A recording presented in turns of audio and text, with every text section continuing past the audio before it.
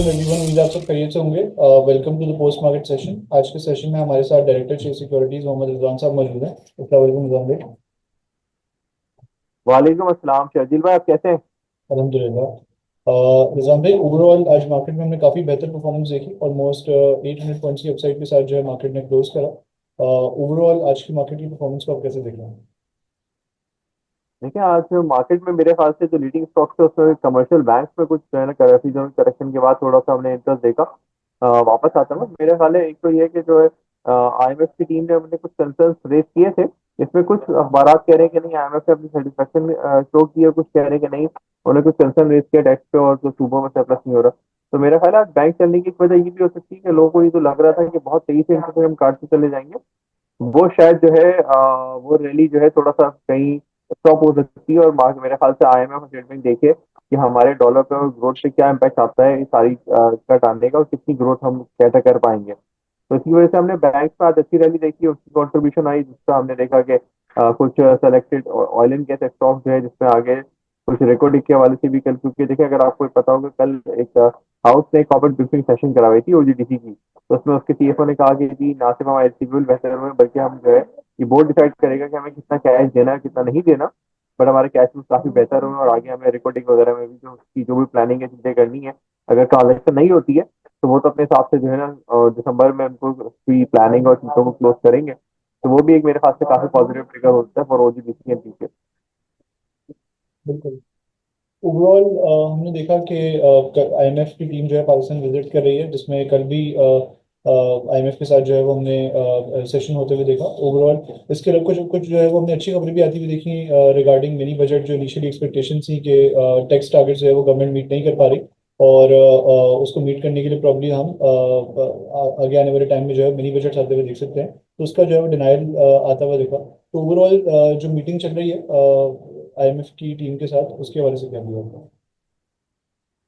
आप शरीर देखिए, ये चीज अभी तक डिस्क्लोज नहीं हुई है, बट जो अखबारात में चीजें आई हैं कुछ अखबारात इस तरह के हैं कि भाई आईएमएफ ने अपना कंसर्न शो किया है। कुछ ने कहा है कि जी नहीं, टैक्स कलेक्शन के नंबर पे वो बहुत सेटिस्फाई, आईएफबीआई ऑप्टिमिस्टिक है कि हम नंबर अचीव कर लेंगे और हमें फिलहाल कोई मिनी बजट लाने की या पीडीएल बढ़ाने की या इस तरह की चीजें नहीं है। अब टाइम विल टेल एक्चुअली, अगर आपके नंबर इसी तरह की परफॉर्मेंस रही टैक्स कलेक्शन की तो डेफिनेटली हमें करना पड़ेगा। अ, मेरा ख्याल है कि दिसंबर तक के नंबर देख के थोड़ा सा बेहतर आइडिया था, क्योंकि फिर आधे साल के बाद तो आपको बहुत स्ट्रिक्ट मेजर्स लेने पड़ेंगे ताकि अपने टैक्स के टारगेट को आप अचीव कर सकें। तो इस पे तो थोड़ा सा रुझान मिला जुला था, जब भी कल मार्केट थोड़ी सी नेगेटिव या बहुत चौपी थी। आज मार्केट ने ऑल्दो कुछ स्टेटमेंट जो पॉजिटिव उसको सेलिब्रेट करते हुए कुछ बैंकों में रैली बनी और कुछ ऑयल एंड गैस स्टॉक्स में रैली बनी। तो मुझे इस पे जब तक कोई ऑफिशियल स्टेटमेंट, जो कि मोस्ट लाइकली अभी तक कभी किसी रिव्यू पे ऐसा कोई स्टेटमेंट हर विजिट में नहीं आता, तो मुझे लगता है कि ये नॉर्मल रूटीन का एक विजिट है जो कि थोड़ा सा टाइम से पहले टारगेट हम मिस कर रहे थे, जिसमें फिजिकल साइड पे सूबों के सरप्लस में से एक सूबे के सरप्लस नहीं आया जिसको आपने इंटरसेप्ट काटे हैं। तो मेरा ख्याल है वो सारी चीजों पे एक अपना व्यू लेना चाह रहे होंगे, नंबर क्रंचिंग दोबारा करना चाह रहे होंगे। मेरा नहीं ख्याल कि इसकी तरफ से कोई स्टेटमेंट आएगी। जो सारी चीजें हैं वो मीटिंग के मिनट या चीजें जो लोग वहाँ बैठते हैं वो जो हमारी नुमाइंदों से बात करते हैं, फिर उस पे ही उनका जो है तजिया आ रहा होता है। तो उस पे आज का जो व्यू है उस पे ये लग रहा है कि थोड़ा सा बाजार के लिए पॉजिटिव चीज हुई, क्योंकि अगर आईएमएफ की हम चीजों को मान लेते हैं कि जी आईएमएफ से कोई भी ऐसी हार्ड कंडीशनैलिटीज की बात नहीं की, टैक्स कलेक्शन पर डिस्कशन या कोई चाइल्ड बोला कि ये चीज सही है, ऑन ट्रैक है, तो फिर तो मेरे ख्याल से बाजार के अंदर वैसे भी आती हुई और फिर आगे भी सेक्टर कंटिन्यू हो सकते हैं। बिल्कुल। इसके अलावा हमने आज मार्केट में जो है वो जो मेन परफॉर्मेंस देखी इनिशियली वो रिफाइनरीज की तरफ से देखी, जिसमें एटीआरएल ने जो है वो आज डोमिनेट करा। पॉइंट्स कंट्रीब्यूशन भी जो है उसमें काफ़ी क्रूशियल रही। ओवरऑल काफ़ी र्यूमर्स चल रहे हैं मार्केट में रिगार्डिंग अटक सीमेंट की जो है वो डील हो गई है, और एटीआरएल में भी इंटरेस्ट आ सकता है, जिसका हमने पिछले दिनों डिनायल आता हुआ देखा अटक रिफाइनरी के बोर्ड की तरफ से। तो ओवरऑल क्या हो रहा है इस ग्रुप में, और उसके बारे में क्या नहीं है? देखिए, अभी बहुत इनिशियल स्टेज पर है कि अगर ये डील होती है नहीं होती है, बट ऑब्वियसली जो बाजार में रूमर्स की अटैचमेंट हो गई डिस्क्लोज के अटक ग्रुप वाले तो इंटरेस्टेड है एग्जिट देने के लिए पाकिस्तान से ना। तो अगर एक डील हो जाती है तो फिर इस पे श्योरिटी आ जाएगी कि अगर इनको कोई अच्छी प्राइस मिलती है और चीजें थ्रू हो जाती है तो शायद ये रिफाइनरी ऑपरेशन में जो बातें हो रही है वो भी डिस्पोज कर देंगे ऑफ कर दें अपने ग्रुप से। बिल्कुल।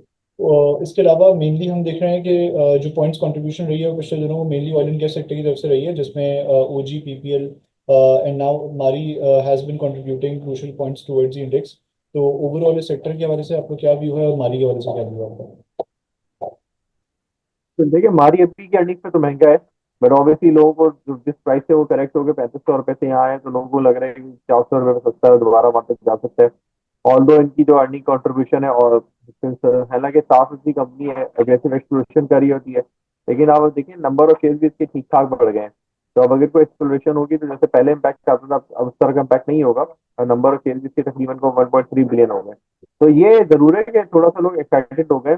और बाकी ओजी पीपल में तो मैंने आपको बताया स्टार्ट में कि इंटरेस्टिंग स्टोरीज आती रही हैं आगे। कैश कल वाली जो मैनेजमेंट मीटिंग कॉन्फ्रेंस कॉल थी ओजीबीसी के साथ, सीएफओ के साथ, एक हाउस की, तो उसमें यही था कि कैश फ्लो भी बेहतर होने और आगे पे आउट वगैरह बढ़ने की बातें हो रही हैं, और इक्विटी की भी डील हो जाती तब भी और नहीं होती तब भी ये अपने एज पर प्लान अपने काम को स्टार्ट रखेंगे। तो वो एक रीजन जिसके सामने इसमें इंटरेस्ट रहेगा कि नए रेट्स आते हुए देखे, और आगे भी लगता है कि इसकी जल्दी हो सकती है। बिल्कुल। To wrap up this session, Nizam भाई, what's your view regarding market in coming days और क्या स्ट्रेटजी होनी चाहिए इन्वेस्टर्स को डेज की? देखिए बाजार के अंदर ना हर चीज नहीं चल रही है, तो स्टडी शुड भी कि आप अपने स्टॉक्स के सिलेक्शन को ना बहुत अच्छी तरह से देख सुनकर करें। मार्केट अपने ऑल टाइम हाई पर है, तो अगर किसी करेक्शन की तरफ जाती है तो फिर उस सूरत में आपको जो है ना ये रिग्रेट ना हो कि हमने गलत टाइम पर गलत चीजों में बैठ ले ली। तो मेरा ख्याल है कि जो स्टॉक्स में आने वाले 6 महीने में स्टोरी बन सकती है, yield अच्छी है, अगर ग्रोथ स्टोरी आ रही तो उसमें जाए। आप पूरी रैली में देखिए सेवन सेक्टर इतना अच्छा परफॉर्म नहीं कर रहे हैं, रैली के सर्टेन रैली के बाद सर्टेन कंपनीज के बाद चीजें थोड़ी सी उसमें नहीं आ रही। तो मेरा अपना ख्याल है कि यहाँ पर आपको बहुत सेलेक्टिव होना पड़ेगा अपने पोर्टफोलियो को, ताकि आपको जो है किसी बड़े नुकसान से बचने के लिए चूजी होना पड़ेगा, और बहुत ही सेलेक्टेड बैट लेनी पड़ेगी, ताकि जो है आपको अगर मार्केट में कोई करेक्शन आती है तो तुरंत को नुकसान ना हो।